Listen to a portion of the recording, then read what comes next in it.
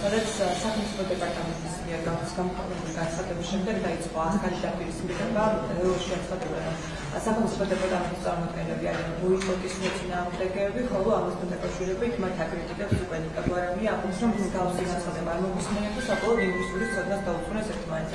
თქვენ როგორ შეაფასებთ ახლა ამ მდგომარეობაში ამ განცხადების პოზიცია?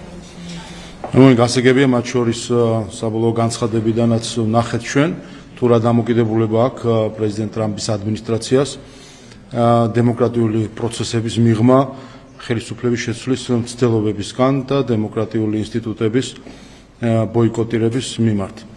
აი ეს არის სადაც აღმოჩნდებიან ის ადამიანები, რომლებიც არა საკუთარი ამომრჩევლს უსმენენ, არამედ უსმენენ უცხო ქვეყნის ხელმძღვანელობას.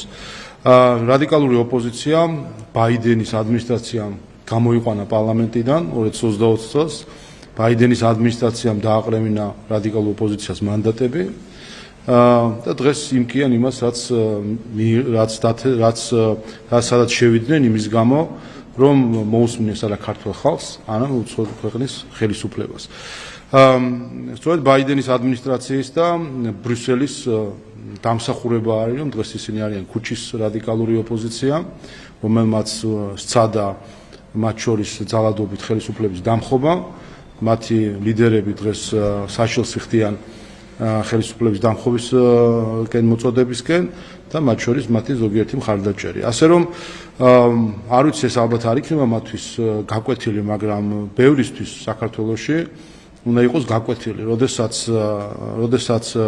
როდესაც ემორჩილები გარე ძალას და როდესაც უყურებ გარედანაც გეუბნებიან და ამის მიხედვით აწყობ შენ პოლიტიკურ დღის წესრიგს, საბოლოო ჯამში აღმოჩნდები ზუსტად ამ მდგომარეობაში, სადაც დღეს რადიკალური ოპოზიცია აღმოჩნდა.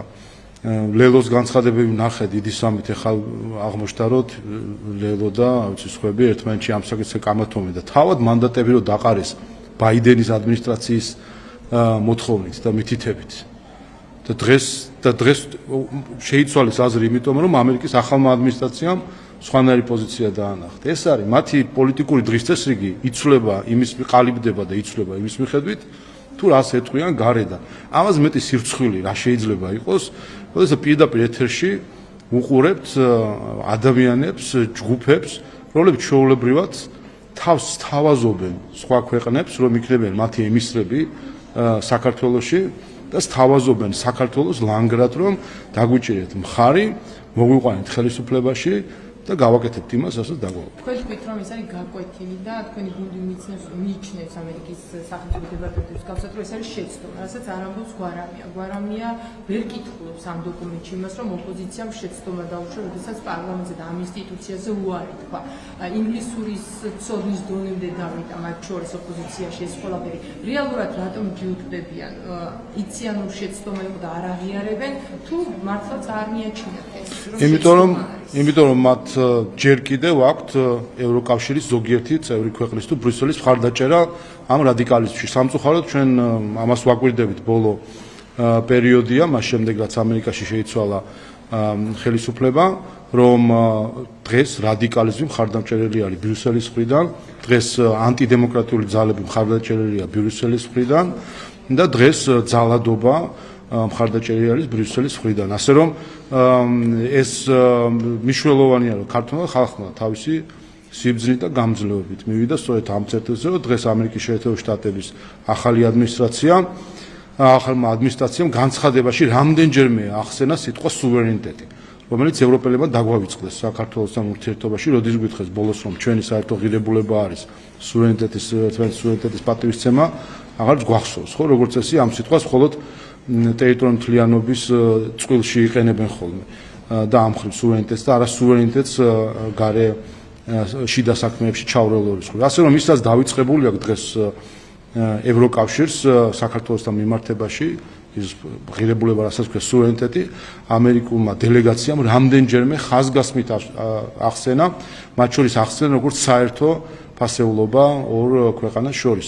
ასე რომ მნიშვნელოვანი არის, რომ ამერიკის შეერთებული შტატების ახალ ადმინისტრაციას აქვს სწორედ ეს პოზიცია, სამწუხაროა, რომ ბრიუსელი კვლავ არის რადიკალიზმის მხარდაჭერი და რჩება ერთადერთ მხარდაჭერად საქართველოში რადიკალიზმის.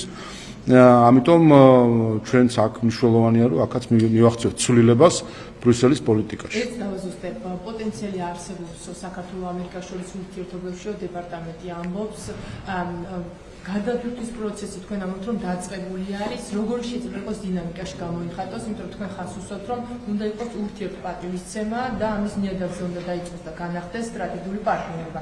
რას ელოდებით ახლა ამერიკისგან? ორ საკითხს გაუსვა ხაზი დელეგაციამ მის განცხადებაში, ეს არის დადასტურება საერთო ფასეულობებისა, რაზეც ჩვენ საუბრობდით ამდენი ხანი და სწორედ ამ ვიზიტმაც შეხვედრებმაც და შეჯერებამ, ასე ვთქვათ, ღირებულებით საკითხებზე, ამით დაადასტურდა ამ განცხადებისას, რომ ჩვენ საერთო ფასეულობებს ვიზიარებთ. და მეორე, საერთო ინტერესები იქნება ეს ეკონომიკური ინტერესები თუ სხვა სახის და ამ ინტერესების უბრალოდ ერთმანეთის ინტერესების აღიარება, საერთო ინტერესების ძიება და ამ ინტერესებზე შეთანხმება.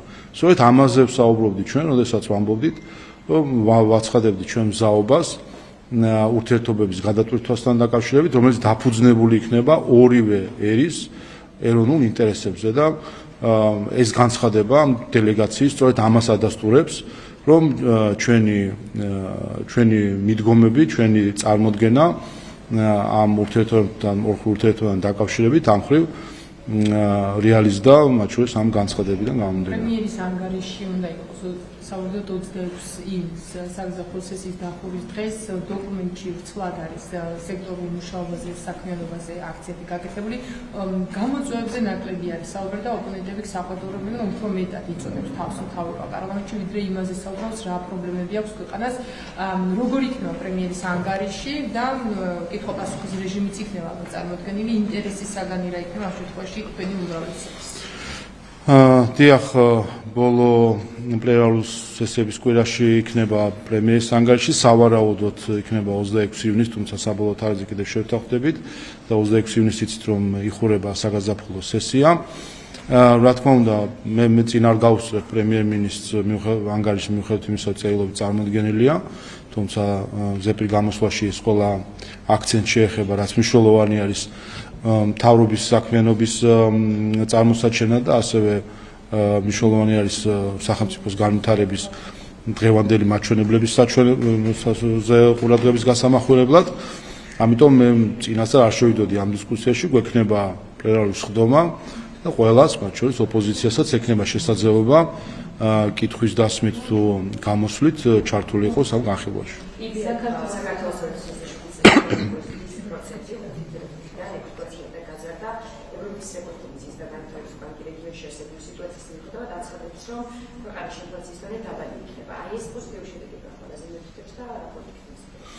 ეს მიუთითებს, რომ ბატონი ფიშერი ცდება, როდესაც საქართველოს საუბრობს ხოლმე და ჩამოწერილი ვიყავართ ფაქტობრივად, ასე ვთქვათ და ჩვენ განვითარების მთავარ მაგალითად გვისახავს მოლდოვას და უკრაინას, სადაც ერთშიც და მეორეშიც ხედავთ ეკონომიკურ სტაგნაციას და კორუფციულ გამოწვევებს, ინსტიტუციურ სისუსტეს და ზოგადად პრობლემას იმ მხრივ, რომ ჩანს კიდევაც, რომ გუშინდელი განცხადებაც იყო კიდევ ერთხელ ვიცე-პრემიერის მოლდოვის, რომ ისინი გეგმა ბედ და როგორც ჩანს უკვე გეგმაად განიხილავენ რუმინეთთან მიერთებით ევროკავშირში გაწევრიანებას და არა როგორც სუვერენულ სახელმწიფო ისე გაწევრიანებას და ხედავთ უკრაინასთან მიმართებით ასევე მათ შორის გერმანიის კანცლერის განცხადებას, რომ სავარაუდოდ ტერიტორიული დათმობები იქნება ერთ-ერთი წინაპირობა მშვიდობის და შესაბამისად ევროკავშირში რაიმე წინსვლის.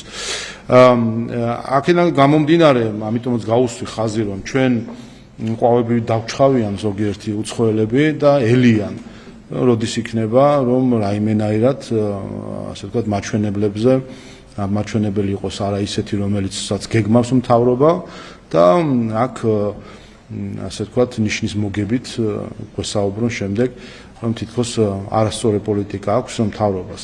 ამის საპირისპიროდ, სამედნიეროდ ყოველ ჯერზე მარცხდებიან ყველა, ვინც ყვავით დაგვჩხავის საქართველოს და ქართულ ხალხს და ელის საქართველოს წარუმატებლობას ქვეყნის შიგნით იქნება ეს რადიკალური ოპოზიცია, თუ ქვეყნის გარედან ჩვენი ბჭყალებში კეთილმსურველები.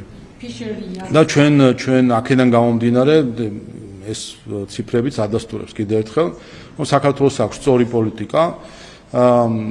პოლიტიკა, როგორც უსაფრთხოების, ისე ეკონომიკის მიმართულებით, ვინაიდან ეკონომიკური განვითარებაც ვერ იქნებოდა, რომ არ ქონდეს ჩვენ უსაფრთხოების ის სტანდარტი შენარჩუნებული, რაც ეკონომიკურ აქტივობას ხელს უწყობს და ეს კიდევ ერთხელ ადასტურებს, რომ სწორეს აკეთებს საქართველოს მთავრობა, რომ ყურს არ უგდებს იმ ცრუ მრჩევლებს, რომლებიც სწორედ ეს მაჩვენებლები აჩვენებს, რომ მათთვის რომ დაგვეჯერებინა დღეს ვიქნებოდით ეკონომიკურ სტაგნაციაში, მაგრამ ჩვენ ავირჩიეთ დამოუკიდებლად გადაწყვეტილების მიღება ჩვენი ხალხის ეროვნულ ინტერესებზე დაყრდნობით და არა იმაზე თუ ბრიუსელს რა ინტერესები აქვს რეგიონში თუ საქართველოში და ამითი ქართველი ხალხი მხოლოდ იგებს.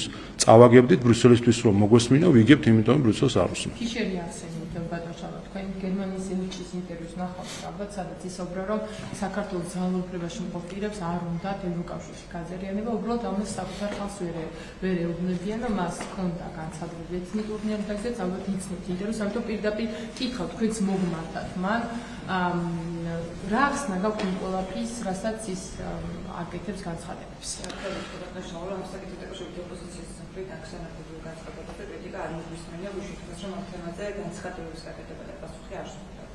მე მგონი უკვე დიდი ხანია ნათელი იყო, რომ ბატონი პეტერი სწორედ აქ დაასრულებდა, სადაც დაასრულა კერძო ქსენოფობიური განცხადების ავტორად გამოჩნდა ქსენოფობიური განცხადებებით, როდესაც ადამიანი ჯერ ფაშისტური სლოგანის წინ პოზირებს, შემდეგ ექსტრემისტებს აცხადებს ამ ქვეყნის მომავლად, შემდეგ მხარს უჭერს და აგულიანებს პროპაგანდისტებს, იქიდანვე უკვე ჩანდა, საით მიდიოდა ეს ყველაფერი, ასევე მივიდა თავის ლოგიკურ დასასრულამდე, რომ მან პირადად უკვე ქსენოფობიური განცხადება გააკეთა. რა თქმა უნდა, ეს არის აბსოლუტურად მიუღებელი, რაც ეს განცხადება აჩვენებს ბევრ რამეს და არ მინდა ბევრ წიაღსვაში შევიდე თუ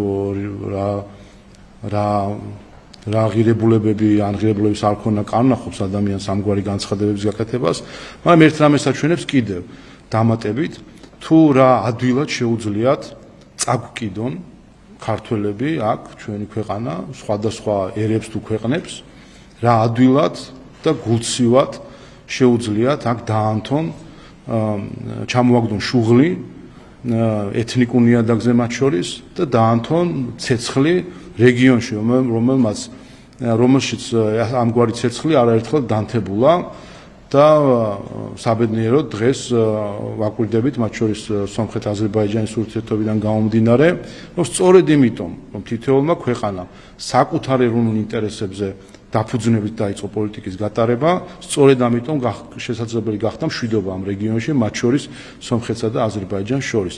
და ვხედავთ ჩვენ ეს წამოწდენა ფროიდისეული, რაც გამოვიდა ბატონ პეტერს, აჩვენებს თუ რა უკანა აზრები აქვს ზოგიერთს რეგიონთან დაკავშირებით, როგორ გვიყურებენ საერთოდ. დღეს ახსენა სხვა ერები, მაგრამ სხვა წრეში და სხვა კონტექსტში. იქ ასევე დაკნინებით ქართველებს გვახსენებს ალბათ, რომ ეხა ქართველობა ხომ არ გინდათ ვიღაცას ეტყვის ალბათ. ასე რომ ეს აჩვენებს კიდევ ერთხელ თუ რა მარტივად და რა გულცივად შეუძლიათ ჩამოაგდონ შუღლი ქვეყანაში და კიდევ ერთხელ გვაჩვენებს, რომ ჩვენ ინტერესებს ჩვენ თვითონ უნდა მივხედოთ.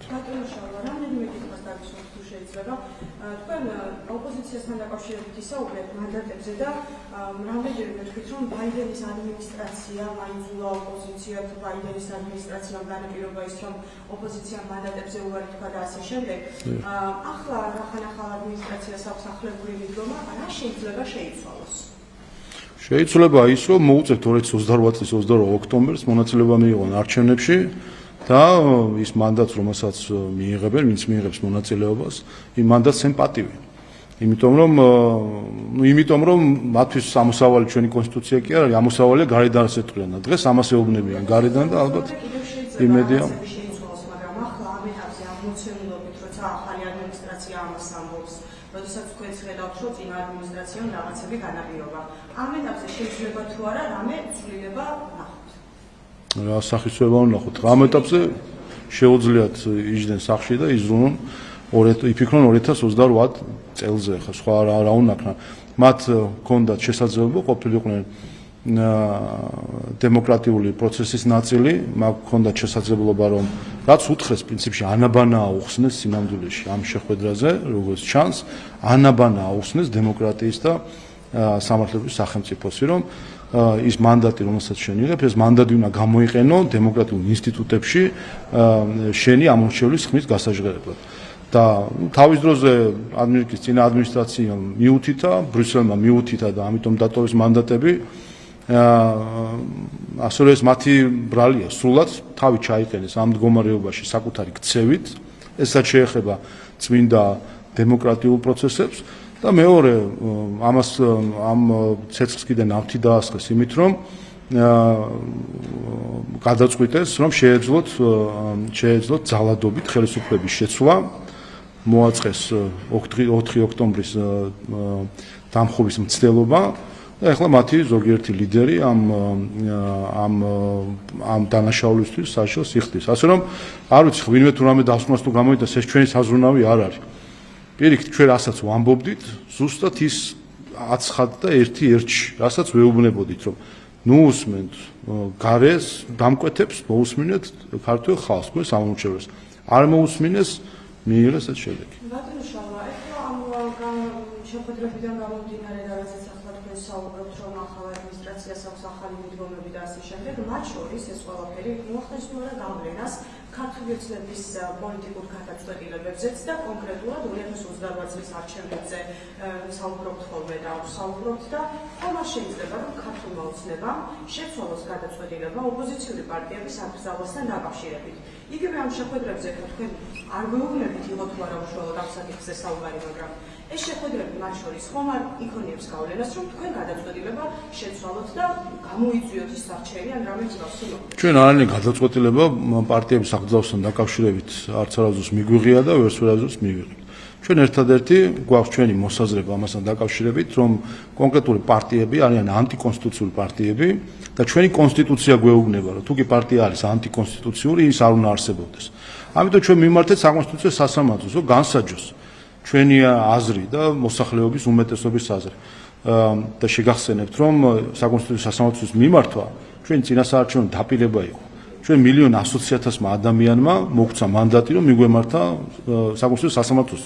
ასე რომ ამ საკონსტიტუციო საარჩევნოს უკან დგას არა ქართული ოცნების თუ პარლამენტის გარკვეული წევრები რაოდენობა, არამედ დგას 1,100,000 ადამიანის სარჩელია ეს კონკრეტულ პარტიებთან დაკავშირებით. ასე რომ გააჩნია თუ საკონსტიტუციო სასამართლომ დაადგინა, რომ პარტია არის ანტიკონსტიტუციური, ასეთ პარტია უნდა არსებობდეს. ეს არის ვინმეს თქვენი აზრი ან ვინმეს აზრი? თუ კი ანტიკონსტიტუციურია პარტია, ჩვენივე კონსტიტუცია ამბობს, რომ მისი არსებობა კონსტიტუციის წინააღმდეგი იქნება. ასე რომ ნახოთ სასამართლო ამ ხრივ რა გადაწყვეტილებას მიიღებს. კიდევ ერთხელ ჩვენ ამ პოლიტიკურად მიზან შეუწონელი არის, რომ ანტიკონსტიტუციური პარტია არსებობდეს. როგორც მიზან შეუწონელია, რომ ფაშისტური პარტია, ხო მიზან შეუწონელია ფაშისტური პარტია არსებობდეს, ან რა ვიცი რაღაც სხვა ისეთი ძალადობრივი პარტიები თუ სხვანაირი პარტია არსებობდეს. კონსტიტუციას თუ ეწინააღმდეგება, ეს კონსტიტუციაც სწორედ ეს არის მიზან შეუწონელი, რომ ასეთი პარტია არსებობდეს. თქვენ ახლა როდესაც საუბრობთ, რომ ბაიდენის ადმინისტრაცია არ იწონებს იმ ნაბიჯს, რაც ოპოზიციამ გადადგა თავის დროზე და მანდატი დათმოყო. ახლა თქვენ არ გაინტერესებთ მაგალითად როგორ შეაფასებთ ბაიდენის ადმინისტრაცია ტრამპის. ბოდიში როგორ შეაფასებს ახალი ადმინისტრაცია იმას, თუ საქართველოში ოპოზიციური პარტიები აიკრძალენ, მაგრამ ეს არ გაინტერესებთ. შეიძლება ამასაც გიგონოს. ანუ უყურეთ ჩვენ ხო იგივე ხელისუფლება ვართ, იგივე პოზიცია გვაქვს, რაც ჰქონდა 2024 წელს, როდესაც იყო ამერიკის წინა ადმინისტრაცია. პოზიცია დღეს შეიცვალა ამერიკის შეერთებული შტატების ადმინისტრაცია და შეიცვალა ამერიკის შეერთებული შტატების პოზიციაც. ჩვენ იქ ვართ, სადაც ვართ. ვინც პოზიცია შეიცვალა, სავარაუდოდ მან გაანალიზა, რომ წინა ადმინისტრაციის პოზიცია იყო არასწორი, უსამართლო და ამიტომაც არის ახლა სხვანაირი პოზიცია. შესაბამისად ჩვენ იმ პოზიციაზე რაც ჰქონდა, ეს მხოლოდ ადასტურებს ეს მხოლოდ ადასტურებს ჩვენი პოზიციის სისწორეს. რაც შეეხება მოწონება არ მოწონება, რა ჩვენი კონსტიტუცია ვისაც მოსწონს, ყველას მოეწონება, რომ ანტიკონსტიტუციური პარტია არ უნდა არსებობს, ამას ამბობს კონსტიტუცია. თუ ვინმეს არ მოეწონება ეს, მაშინ გამოიწვია ჩვენი კონსტიტუცია არ მოსწონს და ვისაც ჩვენი კონსტიტუცია არ მოსწონს, მას ესე ქართული ხალხი არ მოსწონს, არ ვიცი. ფასების გაზრდებას კონკრეტულ პროდუქტებზე გაგვიდა ფასები არა და ჩვენ ხოდა მოვიდნენ რომ შევცირდებოდა მაგალითად ხილი, უძენი, მინერალური წყალი, ხორცის პროდუქტებზეც კი გაგვიდა წინასწარ შედარებით. პარლამენტმა იმუშავა, პლუს რაღაც ეკონომიკური სერიოზული გლობალური მიღწევები გვაქვს ეკონომიკურ შტასთან დაკავშირებით ამ კიდევ პროდუქტებზე ფასები იზრდება. პირიქით, მაგ სტატისტიკაში რომელიც გამოქვეყნდა წერია, რომ სურსათზე ფასები შემცირდა. არ ვიცი როგორ გაიზარდა, როდესაც შემცირდა. სურსათზე ფასები შემცირდა. ცალკეული პროდუქცია შეიძლება იყოს ზოგან მატება, ზოგან კლება, თუმცა რაც შეეხება საერთო საქმეს, რაც შეეხება საერთო სტატისტიკას სურსათთან დაკავშირებით ფასები შემცირდა. ესეც კარგია, მათ შორის ჩვენ ხედავთ ეს ტენდენცია არის ბოლო 2 თუ 3 თვის. რომ სურსათზე ფასები თლიანობაში იკლებს, რაღაც პროდუქცია შეიძლება მოიმატოს სეზონურობიდან გამომდინარე და ასე შემდეგ, მაგრამ სურსათზე იკლებს, კარგია, მათ შორის ამაში ჩვენ ხედავთ საქართველოს მთავრობის და პარლამენტის მუშაობის შედეგსაც. ბატონო შალვა, ერთსაც გითხრათ თუ შეიძლება, მოკლედ კორუფციასთან ბრძოლაზე გაგვიოცნება ძალიან ბევრს საუბრობს, მაგრამ გამოქვეყნდა ყველა, რომელშიც დაახლოებით 33-მდე ქართული ოცნების წარმომადგენლის კორუფციულ სქემებზე არის საუბარი, ხოლო 6 თვეში ელიტური კორუფციის 33 ახალი სავარაუდო შემთხვევა დაფიქსირდა და მათ შორისო არისო ლევან ჟორჟულიანის დაუსაბუთებელი ქონება, ვიქტორ ჯაფარიძიშვილი. ვისი კვლევა არის თქვით და მანდ ვიმორჩილით როგორ ყველაფერს. ვისი კვლევა არის, აქედან დაიწყეთ. აი თქვენ თვითონაც გეცინებთ, რატო გეცინებთ? რატო გეცინებთ ესა ეკაგი გაურის განცხადა. აი ხო თქვენს გეცინებთ. რაზე? არა, თქვენ თვითონ გაგეცინებთ. ხო და გამარჯობა. როგორ შეიძლება მითხრათ? ხო და აი ხა ეკაგი გაურის განცხადებებს ხო ხედავთ თქვენ თვითონაც გეცინებთ უკვე, იმიტომ რომ ადამიანი რომელიც არის უცხოეთის დაკვეთის შემსრულებელი და რა ქვია ესტონეთში რეგისტრირებული NGO მიხედოს ესტონეთის ხელისუფლებას. ამას ურჩევდი რა. ესტონური NGO არის, შეისწავლოს ესტონეთის ხელისუფლების კორუფცია იქნება ეს თუ გამჭვირვალ თუ ასე შემდეგ. ნუ სისულელია. კიდევ ერთხელ.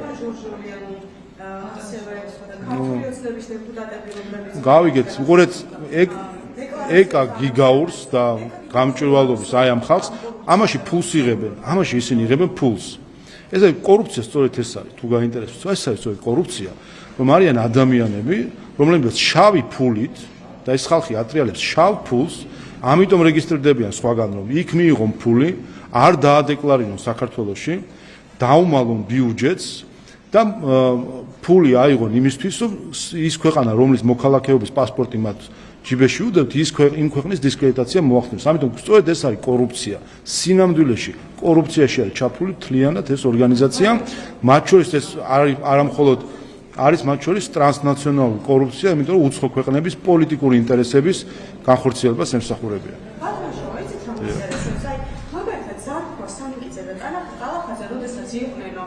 მოგზაურობაში ეს ყველაფერი დეკლარაციაში არ შეიტანეს. კანონი რომელიც მანუჩ მარტიშვილისთვის მიიღეს თამბაქოს აქციისთან დაკავშირებით. კიდე ერთხელ, სანამ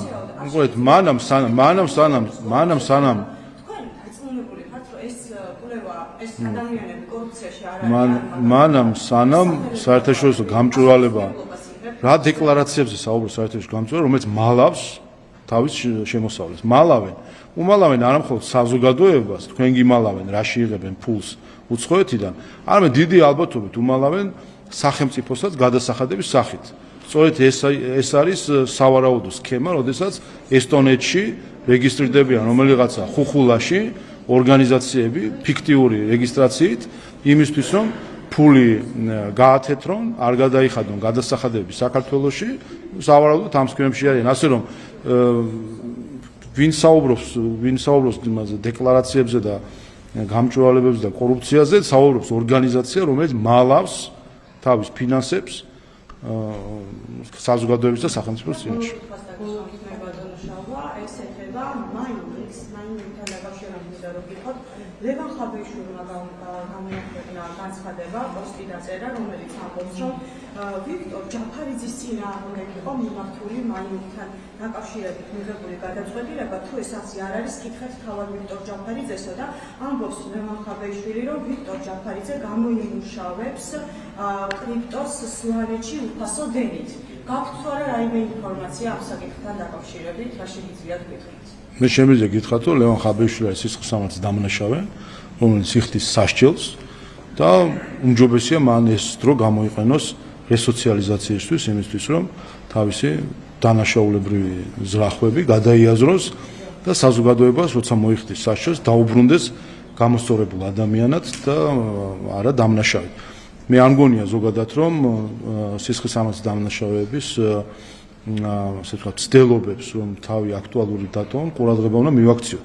ეს მათ შორის საზოგადოების პასუხიც უნდა იყოს. როდესაც ასეთი განსაკუთრებით ასეთ დანაშაულს ეხება საქმე, როდესაც შენ სახელმწიფოს წინაშე ჩადიან დანაშაულს, ფიქრობ, რომ საზოგადოების პასუხიც უნდა იყოს იგნორირება იმ წამოძახილებისა, რომელიც პენიტენციური სისტემიდან გააჩნია მას, მიხეილ სააკაშვილის თუ სხვა დამნაშავეებს, რომლებიც იქ უნდა ისხდნენ და რომ არა არსებული, რა ვიცი, დღევანდელი სოციმედია საშუალებები იქნებოდნენ პენიტენციურ დაწესებულებაში დაკავებული იმით, რომ გაიაზრონ თუ რა დააშავეს საკუთარი ქვეყნის წინაშე. ლევან ხაბეიშვილზე არ მეკითხავს ვიქტორ სანიკიძე კი არა და ვიქტორ ჯაფარიძე გაქვთ თუ არა რაიმე ინფორმაცია, ან არის თუ არა რაიმე კავშირში ამ მაინინგთან ვიქტორ ჯაფარიძე, რომელსაც აკავშირებს სვანეთთან. ხო, კიდევ ერთხელ. ის გამოიმუშავებდა თუ არა კრიპტოს სვანეთში. უყურეთ მთელი არსი, ამიტომ უყურეთ ხა დამნაშავეს რა აქვს დასაკარგი, ხო? როგორ მის გაცხადებ, იმიტომ მის გაცხადებ მეორე განცხადებაც ხომ. გეტყვით. ეს უყურეთ დამნაშავის, აი დამნაშავე ხაბეიშვილი ზის ახლა ციხეში და ცდილობს რომ თავისთავი აქტუალურ რაღაც უნდა თქვას. ჩვენ ისინი უნდა განვიხილოთ. და ამით უნდა ისა ეს ხო ეს თქვა, მე წეღან ნახე თქვა რომ აქვია პრემიერ-მინისტრო გადააყენებენო და ვიღაცა უნდა დანიშნონ.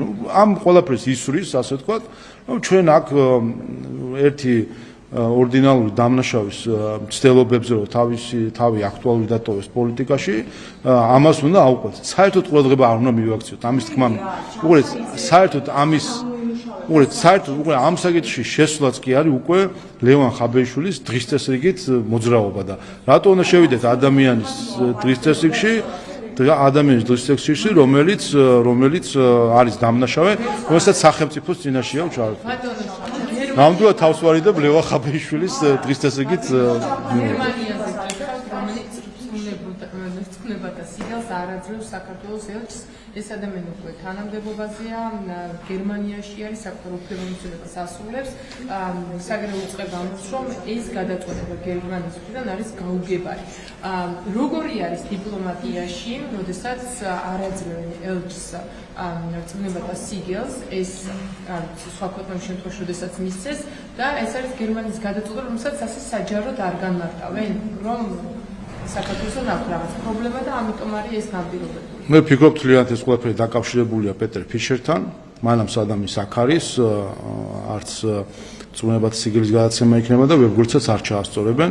ეს არის მთლიანად პეტერ ფიშერის ფაქტორი, რომელსაც აქვს პირადი ზიზღი საქართველოს ხელისუფლების მიმართ, აქვს პირადულში არის გადასული მთელი მისი დამოკიდებულება, რაც აქვს, ასე ვთქვათ, ქართველი ხალხის მიმართ.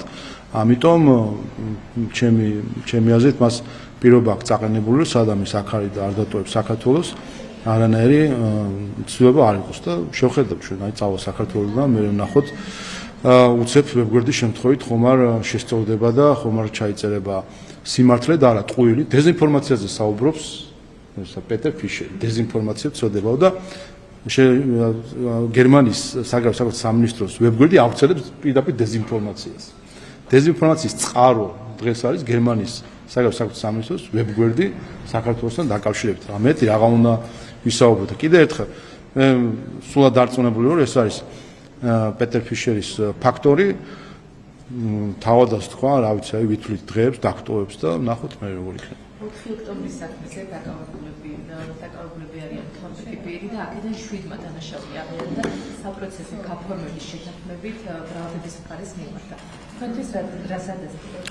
უბრალოდ მნიშვნელოვანია, რომ ამ მოძალადეებმა საკუთარი დანაშაული აღიარეს და ცდილობდნენ ბევრი დაკნინებას ამ ძალადობის, ხან ღობის საქმეო, ხან იმის საქმე, ხან ამის საქმეო. მოძალადეებმა თავად თქვეს და აღიარეს, რომ ჩაიდინეს ძალადობა და მეორე რაც მნიშვნელოვანია, ასე მათ აღიარეს, რომ მათი მიზანი იყო პრეზიდენტის სასახლის დაკავება, ხელში ჩაგდება. ეს არის რაც მათ აღიარეს. და აქედან გამომდინარეც უნდა ბევრი რაღაცა დავასკვნათ და ახლა ხელახლა უნდა მივმართოთ კვლავ ბრიუსელს მათ ელჩებს აქ რას აპირებენ? აპირებენ ახლა დაგმონ თუ არა, თუ ესეც უნდა გაიყვანონ მორიგ შეხლა შემოხლაში, რომელიც შემთხვევაში ქუჩაში მოხდა 4 ოქტომბერს. როდესაც უკვე ჩვენ სახეზე გვაქვს პირდაპირ აღიარება მოძალადეების მხრიდან, რომ მათ ჩაიდინეს ძალადობა და პირდაპირ აღიარება, რომ მათი მიზანი იყო პრეზიდენტის სასახლის ხელში ჩაგდება. და აქედან გამოვიტანოთ ჩვენი დასკვნები. და მეორე ითქვა კიდევაც, რომ სახელმწიფო ბრალის სიმძიმიდან გამომდინარე შეხედავს და თუ სადაც იქნება სინანული აღიარება, იქ ადეკვატურ გადაწყვეტილებებს მიიღებს. ეს შეიძლება იყოს საპროცესო შეთანხმება პირობითი მსჯავრით, შეიძლება იყოს რეალური მსჯავრით, ეს დამოკიდებული არის როგორც ყოველთვის ბრალის სიმძიმეზე. ამ კონკრეტულ შემთხვევაში პროკურატურა მიდის საპროცესო შეთანხმებაზე, რომლითაც მოძალადეები ერთის მხრივ თავის ძალადობას აღიარებენ და პრეზიდენტის სასახლის ხელში ჩაგდების მიზანს და მეორეს მხრივ პროკურატურა რეალური მსჯავრით და პირობითი მსჯავრით სთავაზობს საპროცესო შეთანხმებას. და ეს კიდევ ერთხელ ხაზი გაუსვა იმას, რომ მათ შორის ამ ადამიანებს იქნება თუ სხვა, აი სად მიიყვანეს ხაბეიშვილის და მსგავსმა პოლიტიკოსებმა, რომლებმაც ადამიანები წაიყვანეს დანაშაულზე, სად მიიყვანა ბრიუსელმა ეს ადამიანები, რომლებმაც ეს ხალხი წაიყვანა დანაშაულზე და არასდროს არ უნდა დაგვავიწყდეს ჩვენს, რომ ევროკომისიამ მხარდაჭერა გამოუცხადა 4 ოქტომბრის ძალადობას. წინსწრებით ევროკომისიის განცხადებით, რომელიც ეხებოდა რომ მხარს უჭერენ ამ თავყრილობას, რომელიც წინასწარ დაანონსებული იყო, რომ იქნებოდა ძალადობრივი და პროცესში, როდესაც ევროპარლამენტარები, მოლდოვის პრეზიდენტი ხო პირდაპირ აი როცა ეს მოძალადეები პრეზიდენტის სასახლის ხელში ჩაგდების მიზნით ძალადობდნენ, მაია სანდუ ამბობდა, რომ მიდით ბიჭებო, თქვენ იცით, თქვა მხარში გიდგავართ. მოლდოვის პრეზიდენტმა თქვა ეს. რასა იუკნევიჩიანემ თქვა ეს. და კიდე რამდენიმე პოლიტიკოსმა, ევროპელმა თუ არაევროპელმა თქვა ეს. აი ეს არის ეს უნდა გავიაზროთ კიდე ერთხელ, რომ მოძალადეები ეს ხალხი ძალადობაზე და პრეზიდენტის სასახლის ხელში ჩაგდების განზრახვის აღსრულებაზე წაიყვანეს გარედან წაქეზებით და მხარდაჭერით.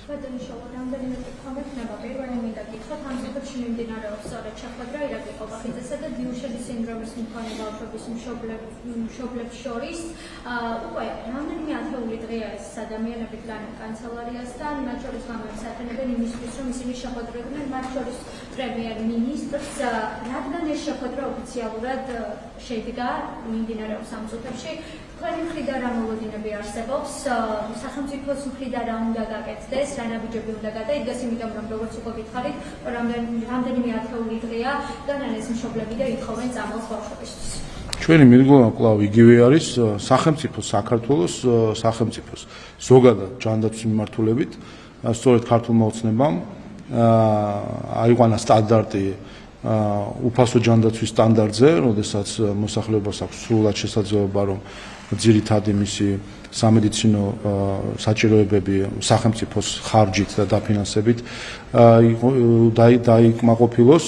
მეორეს მხრივ იშვიათ დაავადებებზე საქართველოს სახელმწიფოს აქვს სპეციალური პროგრამა 25 აი ასეთი ტიპის 25 სხვადასხვა სახის იშვიათ დაავადების დაფინანსება ხდება და მიდგომა კვლავ ისეთია, რაზეც ჩვენ საუბრობდით, სადაც არის რეალური ხელშესახები, შედეგები იქნება ეს სხვადასხვა სამედიცინო პრეპარატების გამოყენება თუ ასე შემდეგ სახელმწიფო რეალური შედეგები ამ საკითხთან დაკავშირებით სახელმწიფო მზად არის განიხილოს და მიიღოს გადაწყვეტილებები. ამაზე იყო მთელი ეს პერიოდი მსჯელობა და ჯანდაცვის სამინისტრო სწორედ ამ საკითხით არის დაკავებული, რომ შეხედოს რა არის ასე ვთქვათ გაბუქებული ცდილობა რომ გააბუქონ შესაძლებლობები გარკვეული მედიკამენტების და არაერთი მაგალითი იქნება მოყვანილი პრეპარატებისა, რომელსაც მოყვა ლეტალური შემთხვევები, პრეპარატებისა, რომელიც კვლევებით დადასტურდა, რომ არანაირ შედეგს არ იძლევა კლინიკური კვლევებით დადასტურებული არის ეს ყველაფერი და ამის მიხედვით სწორედ პროფესიონალებზე და სამედიცინო ასე ვთქვათ სფეროს წარმომადგენლების დასკვნების საფუძველზე მიიღებს სახელმწიფო გადაწყვეტილება ამ საკითხზე იქნება თუ სხვა საკითხებზე. რაც შეეხება პრემიერის შეხვედრას, ესეც ადასტურებს კიდევ ერთხელ, რომ პრემიერი მთლიანად მთავრობა ამ საკითხით დაინტერესებული არის და არავინ არ უდგას ჯინში, თავარი არის ერთი რამე. მათი შვილებისთვის, ჩვენი საზოგადოების და ჩვენი სახელმწიფოსთვის იყოს მიღებული ისეთი გადაწყვეტილება, რომელიც სასარგებლო არის მათი შვილებისთვის და არა პირიქით.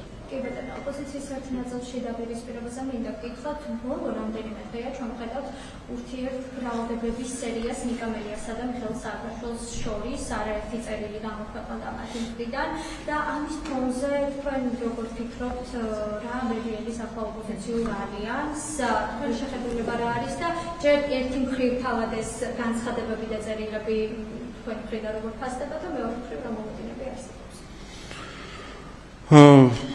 აგითხათ ხა ეს პირველად რო ხდებოდეს ამ ქვეყანაში რაღაც კიდევ ვიფიქრებით, მაგრამ ეს ხო სულ მუდმივი პროცესი არის. ესე იგი ერთად შეყრის, გაყრის და ამ შეყრას და გაყრას ვაკვირდებით უკვე რამდენი წელია.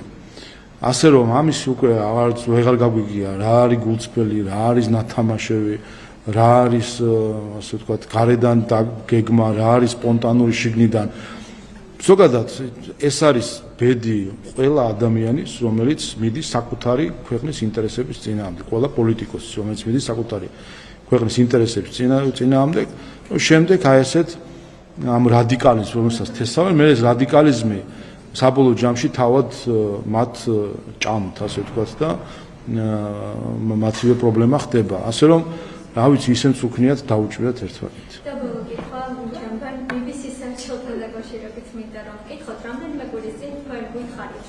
მეორედ მიიღეთ უარი BBC-ს მხრიდან და აპირებდით მესამეჯერ ისო BBC-ში გადაგზავნას საარჩევნებს. შემთხვევით მესამე პასუხი თუ არ მიგიღიათ BBC-ს მხრიდან და თუ არ მიგიღიათ რა მოხდა? პასუხი მესამე გადავაგზავნით, ასე ვთქვათ, ჩვენ ძალიან სკრუპულოზულად მივყვებით ამ საკითხს და რა თქმა უნდა შევაბრუნეთ კვლავ და საჩივარი. დიდი შრომა მიდის, რა თქმა უნდა, ამ საკითხზე იმისთვის, რომ ასე ვთქვათ, ჩვენი საარჩევნები იყოს სათანადო ხარისხის და საბუთებული, რაც არის კიდევაც და მინდა რომ აქედანვე დაგარწმუნოთ, ვერიჯერ პასუხი არ მიგვიღია, ნახოთ რა იქნება პასუხი. მინდა გითხოთ სასამართლო სისტემის ხარისხით საქართველოს მსოფლიოში 33 პოზიციაზე და ევროპის საუკეთესო 20-ში მე-15 იკავებს. რომელი უკაცრავად სასამართლო სისტემის ხარისხით საქართველოს მსოფლიოში 33 ადგილზე, ევროპაში მე-15 ადგილზე და ჯენევის ინსტიტუტის კარი მთავრობის 2026 წლის ანგარიშის ფარგლებში ესწრება გამოყენებული. როგორ ფასდება თქვენი მე ამ შეფასების გარდა ყველაზე კაი შეფასება, რაც ასევე მეტყოლებს, არის სტრასბურგის სასამართლოს გადაწყვეტილებები. მე ეჭვი მეპარება და სხვათა შორის შეიძლება დავინტერესდე. ეჭვი მეპარება, რომ არსებობს კიდე რომელიმე სახელმწიფო, სადაც სასამართლო გადაწყვეტილებები, შიდა სასამართლო გადაწყვეტილებები, რომელიც იყო საყოველთაო თავდასხმის ობიექტი,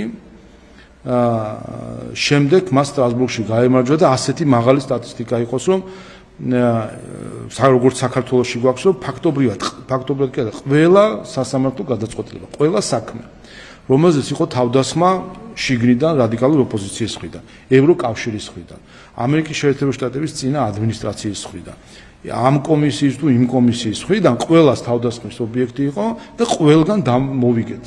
საქართველოს და მისმა მართლმსაჯულებამ ყველგან გაიმარჯვა. მე არ მეგულება დედამიწის ზურგზე კიდე სხვა ასეთი ქვეყანა, რომელშიც საქმე ასეთ დიდ პოლიტიკურ ასე ვთქვათ რეესტრში არის აყვანილი, არის ფაქტობრივად ყველა თეთრი ფუმფულა ხალხის კრიტიკის ობიექტი და საბოლოო ჯამში ყველა ეს თეთრი ფუმფულა და ხალხი და ქვეყნები მარცხდებიან სტრასბურგის სასამართლოში. უბრალოდ არავის არ უნდა შემდეგ რომ ის ტალახი, რომელსაც ისინი იღებენ იმ განაჩენით, რომელიც გამოაქვთ სტრასბურგის სასამართლოს, რომ აჩვენონ, რომ მათი თეთრი და ფუმფულა, ასე ვთქვათ, დემოკრატიულ ლიბერალური შეფუთვა არის ახლა უკვე შელახული და მათი რეპუტაცია შელახული. იმიტომ კიდევ ერთხელ, როდესაც ბრიუსელი გაგაკრიტიკებს სააკაშვილის საქმეზე, მელიას საქმეზე, გვარამიას საქმეზე, რუსთავიორის საქმეზე, ახალაიევის საქმეზე და ყველა ამ საქმეს გაკრიტიკებს თან როგორ გეუბნება, რომ ეს იყო კორუფცია, ეს იყო წინასწარ დაწერილი გადაწყვეტილება, აქ იყო ჩარევა, ზეწოლა, აი ამ სიტყვებით, ამ ასეთი უკიდეგანო კრიტიკით თავს გესხმის და ბოლოს ყოველ ამ გადაწყვეტილებაზე სააკაშვილზეც, მელიაზეც, გვარამიაზეც, ახალაიაზეც, რუსთავიორზეც, აი აღარ ყოფნის უკვე თითები ჩამოსაცვლად რამდენი ასეთი გადაწყვეტილება, ყველგან მარცხდები ბრიუსელი, ყველა შენი არგუმენტი განულებულია შენ სტრასბურგის მხრიდან და შემდეგ იმალები ბავშვით, რომელსაც არ უნდა აღიაროს, რომ რაღაცა დააშავა და ემალები რეალობას, რომ თითქოს შენ არ იყავი გუშინ, რომ ქვეყანა წლების განმავლობაში რუსთავიორის საქმე ამის კარგი მაგალითი არის. წლები 9 წელი თუ რაღაც გაგრძელა თუ არ ვწდები, წლების განმავლობაში ქვეყანას თავსვლაპი დაასხეს, გაგვასწორეს, ხალხად არ ჩაგვთვალეს, ჩვენი სასამართლოს გადაუარეს, აი ყველაფერი რაც შეიძლება ეკადრათ, იკადრეს, დამარცხდნენ და ვითომც არაფერი გამოვლენ ისე კიდე დაგვიწყებენ საუბარს როგორ უნდა იყოს მოწყობილი სასამართლო, პარლამენტმა ასე აერჩიოს უზენაეს სასამართლოს მოსამართლე თუ ისე აერჩიოს რა ვიცი, რაიმე სხვა თანამდებობის პირი. ასე რომ ეს მხოლოდ ერთი რამის დასტურია, რომ ჩვენ სწორ გზაზე ვართ, ქართული ხალხის სიბრძნე სწორედ ეს არის, კარგად ხედავს ამ ყველაფერს და ამიტომაც არის, რომ ყოველ ჯერზე ქართული ოცნება იმარჯვებს და მარცხდებიან ისინი, რომლებიც ფიქრობენ, რომ ევროპის დროშას აგვიფრიალებენ თვალწინ და ამითი დააბრმავებენ ჩვენს გონებას და ვერ დავინახავთ ამ ევროპის დროშის უკან თუ რაოდენი ბოროტებაა ხანდახან საქართველოს წინააღმდეგ.